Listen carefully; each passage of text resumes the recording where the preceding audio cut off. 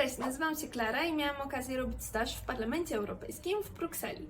Moim dzisiejszym gościem jest Karolina, która obecnie kończy swój staż w Komisji Europejskiej i Loki zaczyna pracę w Komisji Europejskiej.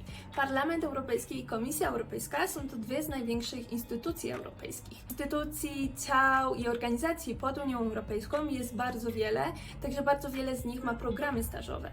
Natomiast dwa największe z nich jest to Blue Book, staż w Komisji Europejskiej i Schuman, staż w Parlamencie Europejskim. Dlatego, że obie przez nie przeszłyśmy i że są to właśnie dwa największe programy stażowe, zdecydowałam się zestawić te dwa programy i opowiedzieć Wam o nich więcej, jeśli sami bylibyście zainteresowani. Zostań z nami, a do końca tego filmiku dowiesz dokładnie, jak dostać się na taki staż oraz dostaniesz pewne tipy od osób, które przez to wszystko już przeszły.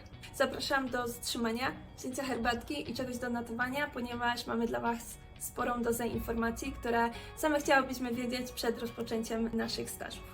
A few moments later. Czy mogłabyś się nam przedstawić i także powiedzieć, w jakich programach mobilnościowych brałaś udział? Było ich sporo, więc wydaje mi się, że warto też wspomnieć tak w kontekście takim trochę inspiracyjnym dla osób, które trafią na ten filmik. Cześć, tak, jasne, jak najbardziej. Po pierwsze to dziękuję w ogóle za zaproszenie, bo bardzo miło mi. I fajnie będzie, tak, powspominać sobie troszeczkę te wyjazdy. No więc tak, mam na imię Karolina, studiowałam również na Uniwersytecie Ekonomicznym w Krakowie i tak naprawdę zaczęłam swoje wyjazdy w pierwszym roku już. Myślę, że mogę tak przedstawić na swoim przykładzie, jak bardzo to uzależnia, bo pojechałam tylko na jeden wyjazd. Na początku na Work and Travel, było to po prostu kilka miesięcy za granicą w Stanach, gdzie pracowałam jako ratownik wodny. Było to takie, powiedziałabym, doświadczenie tylko wakacyjne, a tak naprawdę zainspirowało mnie później do tego, żeby gdzieś dalej wyjeżdżać, bo po powrocie z tego wyjazdu stwierdziłam, że dlaczego by nie spróbować studiów w Stanach. Spodobało mi się i akurat mieliśmy fajną umowę, więc to był tak naprawdę mój drugi wyjazd. Wyjechałam na semestr do Michigan, tam spędziłam mój 5. semestr licencjatu i będąc tam już aplikowałam na kolejny wyjazd, więc to pokazuje, jak bardzo to może uzależnić. Później pojechałam na praktyki do Barcelony i po powrocie z Barcelony pojechałam na Erasmusa do Lizbony. Z Erasmusa do Lizbony aplikowałam do Korei, więc kolejna wymiana była w Korei też na semestr i będąc w Korei zaaplikowałam na Blue Booka, gdzie właśnie jestem, realizuję staż w Brukseli w Komisji Europejskiej. Stany i Hiszpanię zrobiłam na licencjacie, to na moim drugim, trzecim roku. Studiowałam finanse i rachunkowość i tam się specjalizowałam w audycie, więc później stwierdziłam, że pójdę w tym kierunku i kontynuowałam dalej. To cały czas się działo w Krakowie na Uniwersytecie Ekonomicznym. Kontynuowałam później na audycie finansowym, no i tam zrealizowałam wymianę w Lizbonie i w Korei właśnie. To było na przełomie tak naprawdę 5-6 lat te wszystkie wyjazdy, więc to było troszeczkę rozłożone w czasie, ale myślę, że fajnie się udało wykorzystać ten czas. I też myślę, że warto wspomnieć, że nasza uczelnia tutaj dawała bardzo duże możliwości takich wyjazdów, więc tylko trzeba było korzystać.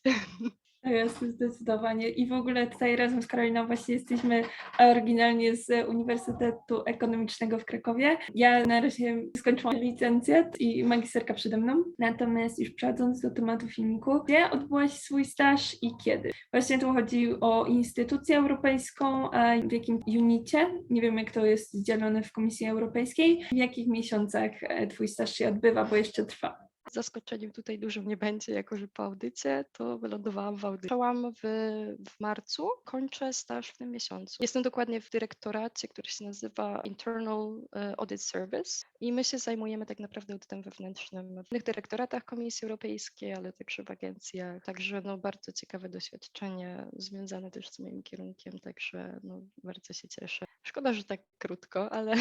No to jest prawda, to 5 miesięcy bardzo szybko przelatuje. Co mnie zdziwiło, bo tak myślałam sobie, jak aplikowałam, czy na pewno ja jestem odpowiednią osobą. Myślę, że sobie dużo osób może zadawać takie pytanie, bo ja nie byłam totalnie związana z żadnymi instytucjami. Wcześniej jakiegoś dużego zainteresowania też nie miałam w tym kierunku. A tutaj się okazuje, że tak naprawdę tak duża instytucja, jaką jest Komisja Europejska, ma cały przegląd różnych dziedzin, w których każdy może się znaleźć. Ja robiłam staż w Parlamencie Europejskim w dziale finansowym, natomiast ja nie studiowałam finansów, ale to dojdziemy później, trochę omówimy organie. Mam natomiast doświadczenie w finansach, a obstawiam, że to było decydującym czynnikiem. Mamy obecnie lipiec 2022 roku, a ja robiłam swój staż od października 2021 do końca lutego 2022, więc trochę się z Karoliną minęłyśmy. Czym różni się staż w Parlamencie Europejskim, a w czym Komisji Europejskiej? Dajmy na to, jeśli ktoś się zastanawia, czy aplikować na Komisję Europejskiej, czy do Parlamentu Europejskiego, to jaka jest taka główna różnica między tymi dwoma instytucjami, albo czym głównie się dana instytucja zajmuje. Przykładowo, jeśli chodzi o Parlament Europejski, to analogicznie do parlamentów krajowych są tam parlamentarzyści, w przypadku Unii Europejskiej europarlamentarzyści, którzy są wybierani tutaj z każdego kraju. Tak naprawdę Parlament Europejski to jest cała instytucja, która pracuje wokół tych parlamentarzystów, więc przykładowo to ja pracowałam w dziale, który był związany z budżetami finansowymi europarlamentarzystów. Poza tymi europarlamentarzystami, którzy tam są, to stanowiska w Parlamencie Europejskim to są bardziej i mniej bezpośrednio związane po prostu z całą obsługą europarlamentarzystów i w ogóle wszystkiego, co się wokół tego dzieje. Tych zadań i tego wszystkiego jest po prostu multum, żeby to funkcjonowało. To jest na pewno ciężka decyzja, gdzie się odnaleźć, zwłaszcza rzeczywiście jak się aplikuje. Ja sama sobie zadawałam takie pytania, więc dobrze, że do tego nawiązujesz. Aplikowałaś i do Parlamentu, i do Komisji Europejskiej, prawda? Dokładnie, my same o tym rozmawiałyśmy. I mamy 7 tak naprawdę instytucji. Ja zaaplikowałam do 3 komisji, do Parlamentu Europejskiego i do ETO, do Europejskiego Trybunału Obrachunkowego. Komisja, ona jest organem takim bardziej wykonawczym, więc przekłada propozycje aktów prawnych do Parlamentu Europejskiego. Jest to też bardzo duża instytucja w porównaniu do innych. Jeśli ktoś się zastanawia nad wyborem, to ja bym powiedziała, że to też bardzo się może różnić w zależności od tego, gdzie się wyląduje w takiej instytucji. Dobrze, czym się zajmuje, to jest jedna sprawa, ale złożoność tej struktury też są bardzo duże. Można robić bardzo podobne rzeczy tak naprawdę w różnych instytucjach. Bardziej bym się też skupiała na samym tym, co nas interesuje, na konkretnej pozycji. Nie tyle dla czym się cała instytucja zajmuje, ale gdzie byśmy wylądowali w tej instytucji. To jest pierwsza sprawa, na którą bym zwróciła uwagę, a druga sprawa to jest też kwestia możliwości później zostania w tej instytucji, bo jeśli ktoś aplikuje, jest dużo takich osób, które później są zainteresowane zostaniem. No i tutaj jest kolejna różnica. To są takie podstawowe, myślę, rzeczy do rozważenia. I to też, co powiedziałaś, że to są tak po prostu wielkie instytucje, więc tak naprawdę one mają działy, które zajmują się wszystkim. Więc tak naprawdę, jeśli dajmy na to, że ktoś jest zainteresowany IT, dajmy na to może zaaplikować do IT i do Komisji Europejskiej i do Parlamentu Europejskiego.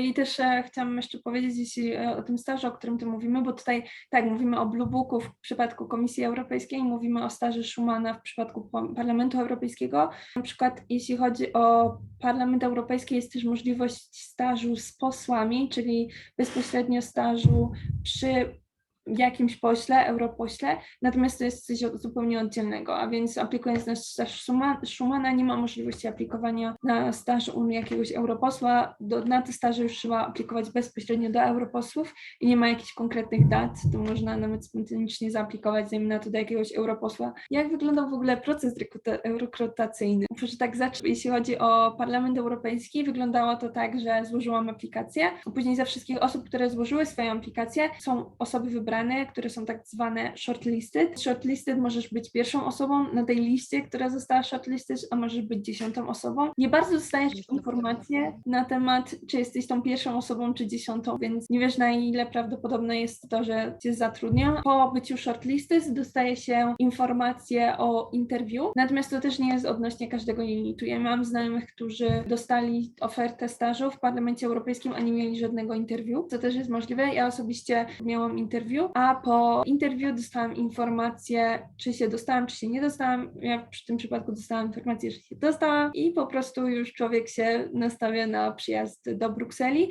albo do innych miejsc. Ogólnie Parlament i Komisja Europejska, obstawiam, że obie mają głównie siedziby. Są też pewne stanowiska w Luksemburgu i są też pojedyncze stanowiska w innych krajach członkowskich, ale to już są bardziej specyficzne jakieś tam pozycje. Większość jest w Brukseli i w Luksemburgu, co nie? Tak. W Brukseli chyba przeważają wymagająca część w Luksemburgu i właśnie to, co dostałam z parlamentu, było w Luksemburgu. ETO też jest w Luksemburgu, jakby ktoś był zainteresowany, ale większość jest w Brukseli tutaj. Wracając do tego całego procesu rekrutacyjnego, nie do końca ten proces jest klarowny z punktu widzenia osoby, która aplikuje. Wszystkie te etapy są opisane dokładnie na stronie, ale są informacje, na przykład, o których ja nie wiedziałam. Właśnie to, co mówiłaś, że jest się shortlisted, ale że nie jest się jedynym jako shortlisted. No ja na przykład nie wiedziałam takich rzeczy, że jak ktoś mi mówi, że mnie wybrał, to znaczy, że wybrał mnie jako jedną z wielu osób. Takie informacje nie są gdzieś tam publikowane, przynajmniej ja na nie nie trafiłam i to się dowiadywałam od ludzi. A tak pokrótce, jak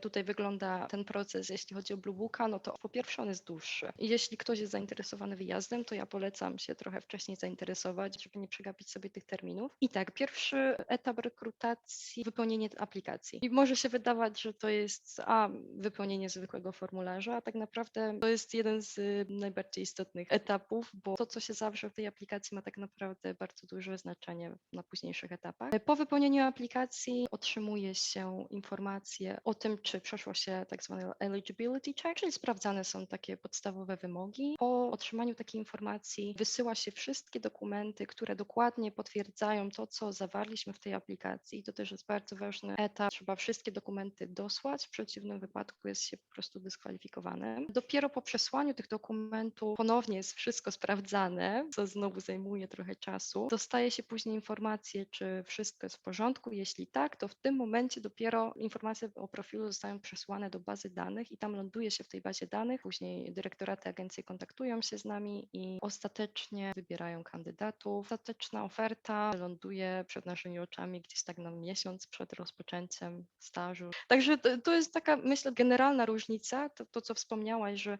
w Szumanie aplikuje się tak naprawdę na już pozycje, które wiszą na stronie. Tutaj się aplikuje ogólnie to, aby zostać umieszczonym w bazie danych i wtedy dopiero my jesteśmy kontaktowani. Kto może w ogóle aplikować? Jeśli chodzi o staż w Parlamencie Europejskim, staż Schumana, po prostu trzeba mieć ponad 18 lat, mieć narodowość jednych z krajów członkowskich Unii Europejskiej, albo być z krajów, które są na przykład candidate country albo accession country. Jest także mała ilość tych staży, które są w ogóle zaoferowane dla osób spoza Unii Europejskiej. Trzeba mieć ogólnie dyplom uniwersytetu, natomiast wystarczy licencja. Język tam było C1, co najmniej angielski, francuski albo niemiecki plus język urzędowy Unii Europejskiej. Trzeba było ten criminal record też dostarczyć i też jest zasada w Szumanie, że nie można było już zrobić stażu w żadnych z instytucji europejskich przez więcej niż 6 tygodni bodajże. To są takie główne wymagania. Szczerze mówiąc zastanawiałam się, bo to wszystko, co wymieniłaś, pokrywa się z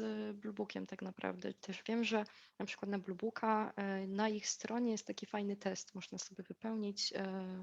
Tam jest kilka pytań i po tym, po odpowiedzeniu na te pytania wychodzi, czy można aplikować, czy jest się eligible, czy nie.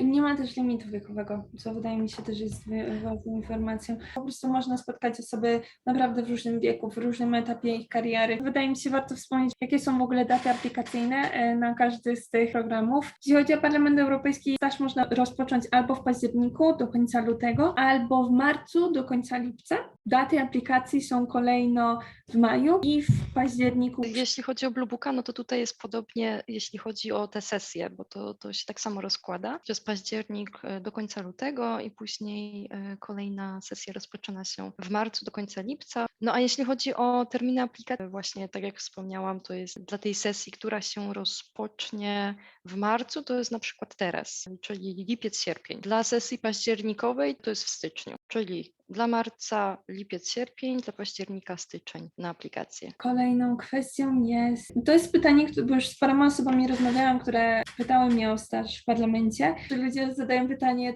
kto jest idealnym kandydatem, albo czy może są jakieś cechy, które ma każdy ze stażystów. Czy zauważyłaś coś takiego? To jest ciekawe pytanie, bo myślę, że można zgrupować wręcz ludzi, którzy tutaj przyjeżdżają, na takie osoby, które kończyły jakieś studia europejskie, które tak naprawdę chciały tutaj wylądować i tutaj wylądowały. To jest pierwsza grupa osób. Ja jestem w tej drugiej grupie. Tak jak wspomniałam, ja nie miałam zbyt wiele do czynienia z tymi instytucjami, ale pomimo tego, że to o czym wspomniałyśmy z Klarą, To są tak duże instytucje, że one oferują, nawet jeśli ktoś nie był do końca zainteresowany wcześniej i nie wie jeszcze, co chce robić, może znaleźć swoją działkę w tych instytucjach. Po prostu powiedzmy troszeczkę z przypadku, nie wiem, czy to dobrze zabrzmi, bo ja nie wiedziałam, co chcę robić po studiach. Więc są też takie osoby, które po prostu zaaplikowały i mają bardzo pozytywne odczucia. Powiem szczerze, że to też mówi za siebie, że osoby, które przyjeżdżają na staż, zazwyczaj są zainteresowane zostaniem na dłużej. Z mojego doświadczenia nie ma profilu, który by się powtarzał, jeśli chodzi o osoby, które zostały przyjęte. Na zasadzie nie ma konkretnego rodzaju studiów, po którym ludzie idą do Parlamentu Europejskiego i teraz widząc minę Karoliny, obstawiam, że w komisji jest to samo. Nie ma konkretnego przydziału wiekowego, w którym ludzie się dostają tam. Nie ma też nawet ludzi na etapie danej kariery, które się tam dostają. Są osoby, które ledwo co dopiero skończyły studia, są osoby w trakcie magisterki. Ja osobiście byłam po licencjacie. Rzeczywiście zauważyłam, że większość ludzi jest po magisterce. Ja miałam doświadczenie zawodowe, natomiast mam znajomych, którzy na przykład byli po licencjacie, byli w trakcie magisterki i nie mieli doświadczenia zawodowego, natomiast też się dostali. Wydaje mi się, że to bardzo zależy od potrzeb danego unitu, bo komisja i parlament mają coś takiego, że jest to jedna instytucja, ale jest tak dużo działów wewnątrz tych instytucji, że każdy z tych działów może w danym momencie potrzebować po prostu osoby o danych konkretnych skillach i akurat dany aplikant sprostał tym wymaganiom. Czasami może być taki niuans, który jednego roku może zdecydować o wyborze danej osoby, a drugiego roku może nie wpłynąć wcale na proces rekrutacji. Jedyne, co od siebie mogę dorzucić, to nie jest absolutnie żadna reguła, ale rzeczywiście to, co wspomniałaś, że może wymagany jest licencjat, natomiast rzeczywiście większość ludzi, które ja poznałam, to rzeczywiście mają tą magisterkę, ale to nie jest żadne wymaganie, bo tak jak mówisz, nieraz się wydarzy, że ktoś ma jakiś skill, który jest po prostu na dany moment potrzebny i to nie ma żadnej decydującej tutaj mocy. I to, co zauważyłam, to dużo osób miało już jakieś doświadczenie międzynarodowe albo jakieś wymiany. To nie jest jakiś wymóg, absolutnie. Natomiast myślę, że jeśli ktoś wyjeżdżał wcześniej, to zwiększa automatycznie szanse. Bo to pokazuje też, że dana osoba odnajduje się w środowisku międzynarodowym, nie ma problemu z przeprowadzką do innego kraju. Może to być gdzieś ekstra punkt, to na pewno. Wydaje mi się, że to też po prostu dlatego, że instytucje europejskie, jednym z takich głównych zasad jest, że pracownicy muszą pochodzić ze wszystkich krajów członkowskich, a więc po prostu trafiasz do środowiska międzynarodowego. Okej, to jest to bardzo taka praktyczna rzecz. Czekaj, tylko przyjedzie samochód, który sprzedaje arbuzy. Kwestia bardzo pragmatyczna, ale też bardzo istotna. Kwestia finansowa. Oba staże są płatne i czy grant, bo to tak naprawdę nie jest nazywany wypłatą, nie wiem jak w przypadku Komisji Europejskiej, czy jest on wystarczający na pokrycie kosztów życia w Brukseli. Po prostu obie wylądowałyśmy w Brukseli, dlatego możemy odnieść się do kosztów życia w Brukseli. To, co dostajemy, wystarcza w zupełności na pokrycie kosztów zakwaterowania i kosztów życia. To jest allowance, to nie jest wypłata, to nie jest traktowane jako wypłata, co też tutaj nie podlega opodatkowaniu i tak dalej. Jeśli chodzi o mnie w Brukseli, nie było żadnego problemu z tym, żeby trzymać się. Też podróżowaliśmy po Belgii, wystarczyło, żeby sobie korzystać też z miasta, wyjść sobie ze znajomymi. Chyba nie wystarczy, żeby się cieszyć tym życiem w Brukseli i w Belgii. Na koniec chciałam jeszcze zapytać, czy masz może jakieś tipy, którymi chciałabyś się podzielić? W Luksemburgu miałam ofertę, Weto też miałam w Luksemburgu, wygrała Bruksela.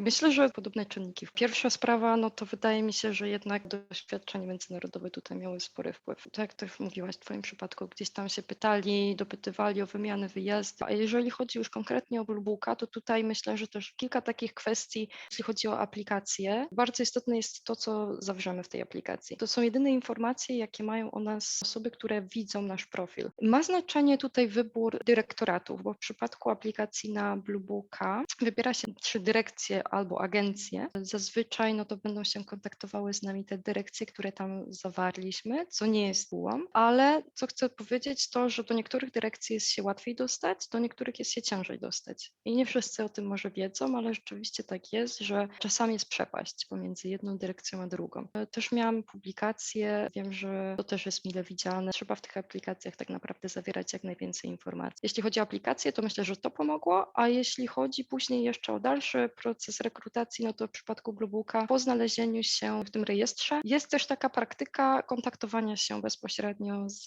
dyrekcjami. Ja akurat tego nie zrobiłam, ale niektórzy ludzie to praktykują. Po znalezieniu się w rejestrze kontaktują się bezpośrednio z dyrekcjami i wysyłają spontaniczne aplikacje. Znam ludzi, którym to pomogło, znam ludzi, którym nic to nie zmieniło, ale być może jest to jakaś taktyka na dostanie się na ten staż. Jak mieszkałam w Brukseli, mój współlokator pracował w Komisji Europejskiej, on zaczynał od Blue Booka i on powiedział, że właśnie on dzwonił bardzo dużo i był zaskoczony, słysząc, że ty nie dzwoniłaś w ogóle, bo ja na przykład, jak aplikowałam na Schumana, to jakbym się nie dostała, to później planowałam aplikację na Blue Booka, ale też jakby nie zdawałam sobie w ogóle sprawy, bo jest to powiedziane na stronie, że w ogóle kontaktowanie się z tego nie ma. Bardzo dobrze jest się po prostu skontaktować z osobami, które gdzieś czasami, jeśli nie macie znajomych sami, którzy robili takie staże, to może gdzieś poszukać w internecie. Nie muszą być to koniecznie Polacy, mogą być osoby z innych krajów i się po prostu dopytać, jak w praktyce taki proces wyglądał. My też mówimy o procesie, który był 2021-2022. Jeśli ktoś ogląda to znacznie później, to mogło się to już trochę zmienić. Natomiast jeśli chodzi o takie tipy, które mi się gdzieś wykształtowały, to numer 1, piszesz w liście motywacyjnym, że jesteś zainteresowany tą pozycją konkretnie w tym dziale. To bardzo taki znak, że list motywacyjny nie był tylko wysłany do każdej z innych aplikacji, bo jest multum pozycji, ale możesz zaaplikować na maksymalnie 3, widząc nazwę działu w liście motywacyjnym, że rzeczywiście dana osoba jest konkretnie zainteresowana tym działem, to na pewno działało na plus. I jeszcze odnośnie takich właśnie z tego, co ty powiedziałeś, że do pewnych działów się łatwiej dostać, do pewnych trudniej się dostać. Coś, co jest, nie wiem jak jest w przypadku komisji, coś, co jest w przypadku Schumana, w ciągu tego miesiąca, który jest na aplikację, mamy stronę, na której jest cała lista otwartych stanowisk z opisami tych stanowisk i tak dalej. I jest liczba, przynajmniej jak ja aplikowałam, była, że jak aplikujesz, jest podana liczba osób, które zaaplikowały. Więc na przykład widziałeś, czy zaaplikowało 30 osób na tą pozycję, czy zaaplikowało 300 osób na tę pozycję. I to się wiąże z różnych przyczyn. Czasami pewne pozycje są bardziej ogólnikowe, na przykład mamy pozycje odnośnie jakichś ekonomicznych kwestii, no to możemy sobie w stanie wyobrazić, że większość osób, które studiowało ekonomię, jest w stanie zaaplikować na to. A mamy pozycje, które są bardziej specyficzne, więc mają gdzieś doświadczenie czy studia w danej dziedzinie, na pewno na tej liście możemy iść do góry. Ale tak jak Karolina już wspominała, najlepiej gdzieś kierować się swoimi zainteresowaniami i aplikować w tym kwestii i wydaje mi się, że to was nie zwiedzie. Tak, tak. No to jest też dobry tutaj punkt. No, na przykład wiem, że u nas nie było tego. To jest duża podpowiedź tutaj ze strony właśnie. Jeśli się aplikuje na Schumana, no to wiemy, ile osób aplikuje na daną pozycję. Aplikując na Blue Booka, to jest jedna wielka niewiadoma, tak naprawdę, więc trzeba się dowiadywać, albo po prostu pytać znajomych mniej więcej, albo szukać informacji w internecie na temat danej dyrekcji, tak jak mówiłaś, mniej więcej jakie tam może być obłożenie, albo po prostu rzeczywiście, i to może być najbardziej trafne, żeby, tak jak mówisz, kierować się swoimi zainteresowaniami i po prostu wstrzelić się w idealny profil, to czym się zajmujemy i czym się interesujemy, po prostu wyrazić to solidnie w aplikacji i to na pewno też jest od razu zwiększa szanse. Będziemy kończyć ten interwiu. Karolina, jeszcze raz chciałam ci bardzo, bardzo podziękować za podzielenie się tym i za wspominanie. Naprawdę Bruksela teraz musi być przepiękna, jak jest lato. No naprawdę, nie, ja ze swojej strony dziękuję. Bardzo miło dzisiaj porozmawiać na ten temat. Mam nadzieję, że też pomogłyśmy wielu osobom, które się zastanawiają, być może osobom, które nie słyszały nigdy o takich stażach. Także myślę, że trzeba się odważyć po prostu i spróbować. Dziękuję ci raz jeszcze. Ja rozłączam. Masz jeszcze 5 minut, czy nie? Pewnie, mam dla Ciebie. Bo chciałam się po prostu złapać, wiesz? To by było na tyle. Dajcie znać, co myślicie o takich wywiadach. Nie zapomnijcie sprawdzić social mediów Karoliny. Jestem pewna, że dla wielu będzie ona niesamowitą inspiracją. Zapraszam także do kliknięcia subskrybuj i łapki w górę. Bardzo pomaga to naszemu jeszcze młodemu kanałowi. Do zobaczenia. See you. Cześć.